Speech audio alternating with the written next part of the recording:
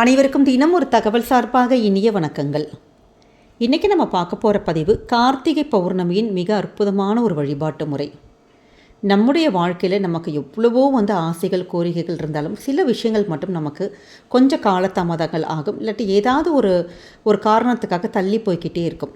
அப்படி நம்முடைய நியாயமான ஆசைகள் நியாயமான விருப்பங்கள் நமக்கு நடப்பதற்காக நமக்கு நம்ம செய்ய போகின்ற பௌர்ணமி ஒரு தாந்திரீக பரிகாரம் ரொம்ப ரொம்ப எளிமையான முறையில், பூஜைகள் இல்லை, மந்திரங்கள் இல்லை, ராத்திரி படுக்க போகிறதுக்கு முன்னாடி ராத்திரி 12 மணியாக இருந்தால் கூட பரவாயில்ல, 12 மணிக்குள்ளே அந்த முழு பௌர்ணமி உள்ள அந்த ஒரு நேரத்தில் நம்ம செய்யக்கூடிய எளிமையான தாந்திரிக பரிகாரம் நிச்சயமாக நமக்கு நல்ல 100% சக்ஸஸ்ஃபுல் கொடுக்குங்க.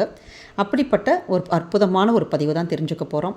பதிவுக்குள்ளே போகிறதுக்கு முன்னாடி நம்முடைய சேனலை சப்ஸ்கிரைப் பண்ணாமல் பார்த்துட்ருக்கோங்க, கண்டிப்பாக சப்ஸ்கிரைப் பண்ணிக்கோங்க. அப்போ தான் எங்களுடைய எல்லா நல்ல நல்ல பதிவுகளுமே உங்களுக்கு உடனுக்குடனே வரும். இப்போ பதிவை பார்க்கலாம். ஒவ்வொரு மாதத்துக்கும் ஒவ்வொரு பலன்கள் இருக்குங்க தமிழ் மாதத்தில். அப்படி இந்த கார்த்திகை மாதத்தில் நமக்கு அதீத பலன்கள் கிடைக்கும். நம்ம எந்த ஒரு விஷயம் பண்ணாலுமே, எந்த ஒரு சின்னதான ஒரு தீபம் ஏற்றினா கூட நமக்கு இந்த கார்த்திகை மாதத்துக்கு அவ்வளோ விசேஷங்கள் இருக்குது. நம்முடைய பதிவுகளை நம்ம நிறைய பார்த்துருப்போம். ஆன்மீக விளக்கமாக இருக்கட்டும், இல்லை சயின்டிஃபிக் ரீசனாக இருக்கும், எல்லாமே நம்ம பார்த்துருப்போம். அப்படி இந்த மாதத்துடைய கடைசி நாள் நமக்கு திங்கட்கிழமை மார்கழி மாதம் ஆரம்பிக்குது. அப்படி அந்த மாதத்தோட எண்டுக்கு வந்துட்டோம் நம்ம கார்த்திகை மாதத்தோடைய கடைசிக்கு. அப்படி இந்த கடைசியில் வந்திருக்கக்கூடிய பௌர்ணமி திதிக்கு நம்ம செய்யக்கூடிய எளிமையான ஒரு தாந்திரிக பரிகாரம். வாழ்க்கையில் நிறைய விஷயங்கள் நமக்கு எவ்வளவோ பண்ணிட்டும் நடக்கலையே அப்படின்னு நமக்கு சின்னதான மனசுக்குள்ளே ஒரு வருத்தம் இருக்கும். அப்படி நடக்காத விஷயங்களை கூட நமக்கு நடத்தி கொடுக்கக்கூடியது தான் இந்த பௌர்ணமி நாளுடைய தாந்திரிக பரிகாரம். நம்பிக்கையோடு இந்த ஒரு விஷயத்தை நம்ம பண்ணோன்னா நிச்சயமாக நமக்கு நல்ல பலன்கள் கிடைக்கும். ஆனால் நம்பிக்கை மட்டும்தான் எப்பயுமே எந்த ஒரு பரிகாரத்துக்குமே ரொம்ப ரொம்ப முக்கியம். இந்த பௌர்ணமி தேதி நம்ம இன்றைக்கி செய்யறதா இல்லை நாளைக்கு செய்யறதா, ஆனால் கேலண்டரில் நாளைக்கு தானே போட்டிருக்காங்க, ஆனால் நிறைய பேர் இன்றைக்கி சொல்கிறாங்களேன்னு சொல்லிட்டு ஒரு சந்தேகம் இருக்கும். கரெக்டாக அந்த பௌர்ணமியானது நமக்கு எப்போ ஆரம்பிக்குதுன்னு கேட்டிங்கன்னா, இன்று டிசம்பர் மாதம் 14ஆம் தேதி சாயங்காலம் 4:18க்கு ஆரம்பித்து நாளை டிசம்பர் மாதம் 15ஆம் தேதி மாலையில் 3:13 வரைக்கும் இருக்குது. அதனால் இந்த இடைப்பட்ட நேரம் தான் நமக்கு பௌர்ணமி தேதி. பௌர்ணமி தேதின்னு சொல்லிட்டாலே நமக்கு ராத்திரியில் வரக்கூடிய அந்த சந்திர பகவான் தான். அப்போ ராத்திரியில் வரக்கூடியதுன்னா அப்போ நீங்கள் நம்முடைய பௌர்ணமி வழிபாடுகள், இந்த தாந்திரிக பரிகாரங்கள்லாம் நம்ம இன்றைக்கி செஞ்சால் நமக்கு நல்ல ஒரு பலன்கள் கிடைக்கும். அதனால் நம்ம சேனலில் ஏற்கனவே ஒன்று போட்டிருக்கோம், 365 திரி தீபம். அதை இந்த பௌர்ணமியில் நம்ம ஏற்றினோன்னா கண்டிப்பாக கோடானு கோடி புண்ணியங்கள் கிடைக்கும். நிச்சயமாக வாய்ப்பு இருக்கிறவங்க இன்று மாலை நீங்கள் ஏற்றுங்க. அப்படி முடியாதவங்க இந்த தீப வழிபாட்டை இந்த பௌர்ணமி திதி முடியறதுக்குள்ளையாச்சும் நீங்கள் நிச்சயமாக ஏற்றுங்க. ஏன்னா இந்த தீபமானது கார்த்திகை மாதத்தில் மட்டும்தான் ஏற்றுவோம். மற்ற மாதங்கள் தமிழ் வருஷம் ஃபுல்லாக மற்ற நாட்களில் ஏற்ற மாட்டோம். கார்த்திகை மாதத்தில் அதுவும் குறிப்பாக இந்த பௌர்ணமி நேரத்தில் நம்ம ஏற்றி நம்ம சுவாமியை வழிபட்டோன்னா நிச்சயமாக மனசில் ஏதாவது ஒரு கஷ்டங்கள், ஒரு வேண்டுதல்கள் உங்களுக்கு இருக்கும் பார்த்தீங்களா, அதை நீங்கள் வேண்டிட்டு இந்த ஒரு தீபத்தை மட்டும் ஏற்றி பாருங்கள். தீபத்தால் ஆன எந்த ஒரு தோஷங்களும் நமக்கு நிவர்த்தி ஆகி கண்டிப்பாக குடும்பத்தில் பல நல்ல விஷயங்கள் நடக்க ஆரம்பிக்கும். அதனால் நம்ம இதை பார்க்காத தோழிகள் நம்ம ஏற்கனவே பதிவு போட்டிருக்கோம் பார்த்தீங்களா, அதை போய் நீங்கள் முழுசாக பார்த்துட்டு அந்த திரி வாங்காதவங்க கண்டிப்பாக உடனுக்குடனே வாங்கி இந்த ஒரு தீபத்தை மட்டும் நீங்கள் ஏற்றிடுங்க.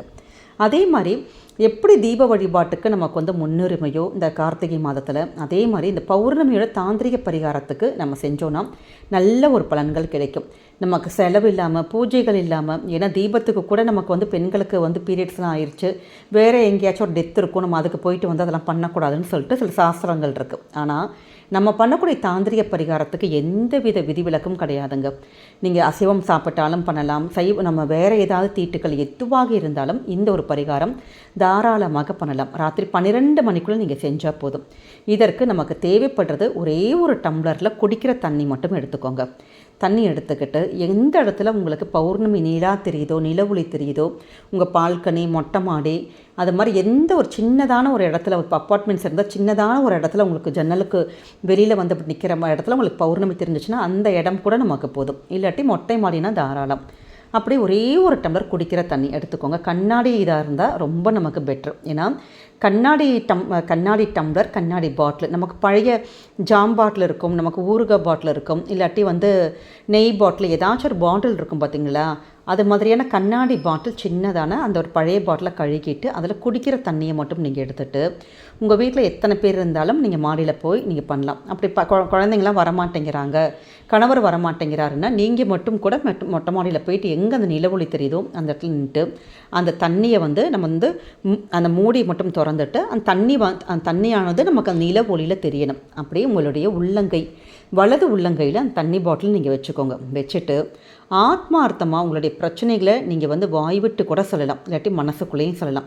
உங்களுக்கு எந்த ஒரு பிரச்சனையும் உங்களுக்கு தீரணும், எந்த ஒரு கஷ்டம் தீரணும் அப்படின்ட்டு அந்த தண்ணி முன்னாடி நம்ம சொன்னோன்னா கண்டிப்பாக இந்த பௌர்ணமியோட அந்த நிலவோட அந்த கதிர் இயக்கத்திலையும் சரி, நம்ம சொல்லுகின்ற அந்த ஒரு நேரமும் சரி, இந்த பிரபஞ்சமானது நமக்கு நிச்சயமாக நடத்தி கொடுக்கும். ஏன்னா இதை தான் வாட்டர் மேனிஃபெஸ்டேஷன் சொல்லுவோம். அதாவது நம்ம சொல்கிற விஷயங்கள் ஒவ்வொன்றுக்கும் இந்த தண்ணியில் இருக்க அணுக்கூறுகளானது அந்த தண்ணி நம்முடைய சொல்கிற விஷயங்கள் எல்லாமே உள்வாங்கி அதை அந்த விஷயங்கள் கண்டிப்பாக கொஞ்ச நாளைக்குள்ளே நமக்கு நம்ம என்ன வேண்டி கேட்குறோமோ அந்த விஷயங்கள் அப்படியே நடக்க ஆரம்பிக்குமோ. இதுதான் வாட்டர் மேனிஃபெஸ்டேஷன் டெக்னிக். அதை தான் நம்ம இது மாதிரி முழு நிலவு வர அன்னைக்கு அந்த நிலவோட அந்த வெளிச்சத்தில், அந்த நிலவோட அந்த அனுகிரகத்தில் நம்ம செஞ்சு இப்படி பண்ணுறப்ப நமக்கு இம்மீடியட் ரிசல்ட் நமக்கு கிடைக்கும்னு சொல்லிட்டு இது இன்றைக்கி நேற்றுக்கு இல்லைங்க, பல வருஷங்களாக நம்முடைய முன்னோர்கள் சொல்லி கொடுத்த டெக்னிக் தான். ஆனால் நிறைய பேர் ஃபாலோ பண்ணிகிட்ருக்காங்க. சிலவங்களுக்கு தெரியறதில்ல, சிலர் நம்பிக்கை இல்லாமல் பண்ணுவாங்க. அப்படி நம்பிக்கை இல்லாமல் நம்ம பண்ணவே கூடாது.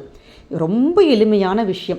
இது நடக்குமா அப்படின்னு நினச்சிட்டு நீங்கள் பண்ணக்கூடாது. கண்டிப்பாக இந்த ஒரு விஷயம் எனக்கு நடத்தி கொடுத்தே ஆகணும், நடக்கணும் அப்படின்னு சொல்லிட்டு நீங்கள் அந்த தண்ணிக்கிட்ட போயிட்டு தண்ணி அந்த பாட்டிலோடு நீங்கள் போயிட்டு அந்த முழு நிலவு ஒரு இடத்துல நீங்கள் செஞ்சு பாருங்கள். நிச்சயமாக நீங்கள் என்ன பிரச்சனைகள் நீங்கள் கேட்டாலுமே, உங்களுக்கு என்ன விஷயங்கள் நீங்கள் நடக்கணும்னு நீங்கள் வேண்டிக்கிறீங்களோ அந்த விஷயங்கள் கண்டிப்பாக நடக்கும். இப்போ உங்கள் கூடவே கணவர், குழந்தைகள் இவங்களாம் வந்துட்டாங்கன்னா அவங்களுடைய மனசில் ஏதாச்சும் இருக்கணும். பார்த்தீங்களா, இப்போ பசங்கன்னா நான் இப்போ கிளாஸில் ஃபஸ்ட் மார்க் எடுக்கணும், இல்லாட்டி ஏதாச்சும் ஒரு சப்ஜெக்டில் நல்ல மார்க் எடுக்கணும் அப்படின்னு சொல்லிட்டு அவங்க வேண்டிக்குவாங்க. அப்போ அந்த தண்ணியை அவங்க கையில் கொடுத்துட்டு அவங்கள மனசுக்குள்ளே வேண்டிக்க சொல்லுங்கள். வெளியில் கூட சத்தமாக கூட வேண்டிக்க தேவையில்லை. அதே மாதிரி கணவர், குழந்தைகள் அப்படி எல்லாருமே பண்ணிவிட்டு நீங்கள் எல்லாருமே வேண்டி முடிச்சுட்டு அந்த தண்ணியை அப்படியே மூடிட்டு அந்த நிலவொளி படுற இடத்துலையும் நீங்கள் வச்சுட்டு வந்துடலாம்.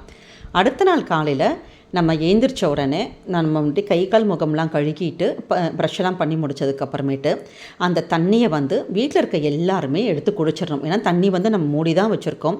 இந்த தண்ணியானது நல்ல பவர்ஃபுல்லான ஒரு வாட்டர்னு சொல்லுவாங்க. எப்பயுமே இந்த பௌர்ணமி நிலவொளியில் நம்ம இது மாதிரி ஒரு டம்ளர் தண்ணி வச்சுட்டு அந்த தண்ணியை வீடு ஃபுல்லாக தெளிக்கலாம். நம்முடைய இப்போ ஏதாவது முக்கியமான பூஜை நேரம் அந்த நேரத்தில் நீங்கள் தெளிச்சு விட்டு பார்த்தீங்கன்னா நல்ல ஒரு பாசிட்டிவ் வைப்ரேஷன்ஸ், பாசிட்டிவ் ஆரா இது எல்லாமே இருக்கும். ஏன்னா இந்த பௌர்ணமி அமாவாசை நாட்களில் நமக்கு இந்த பிரபஞ்சத்துடைய சக்திகளானது ரொம்ப அதிகமாக இருக்கும், கதிர்வீச்சுகளுடைய தன்மைகளும் அதிகமாக இருக்கும். அதனால தான் இந்த தண்ணியானது நல்ல கதிரூட்டப்பட்ட தண்ணி அப்படின்னு சொல்லிட்டு சயின்டிஃபிக்காக சொல்கிறாங்க.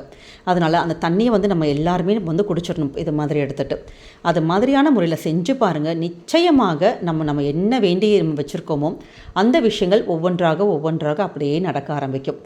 இந்த மெத்தடை நீங்கள் நம்பிக்கையோட ஒவ்வொரு பௌர்ணமிக்கும், இந்த பௌர்ணமின்னு கிடையாது, எல்லா பௌர்ணமினாலையும் ஒரே ஒரு டம்ளர் தண்ணி போயிட்டு நீங்கள் இது மாதிரி எடுத்து வச்சுட்டு உங்கள் மனசுக்குள்ளே என்ன வேணுமோ நீங்கள் அந்த சந்திர பகவானையும் பார்த்து கேட்கலாம். நீங்கள் தண்ணியும் கையிலே வச்சுட்டு நம்ம கேட்டால் கண்டிப்பாக இந்த பிரபஞ்சம் உங்களுக்கு நடத்தி கொடுக்கும்.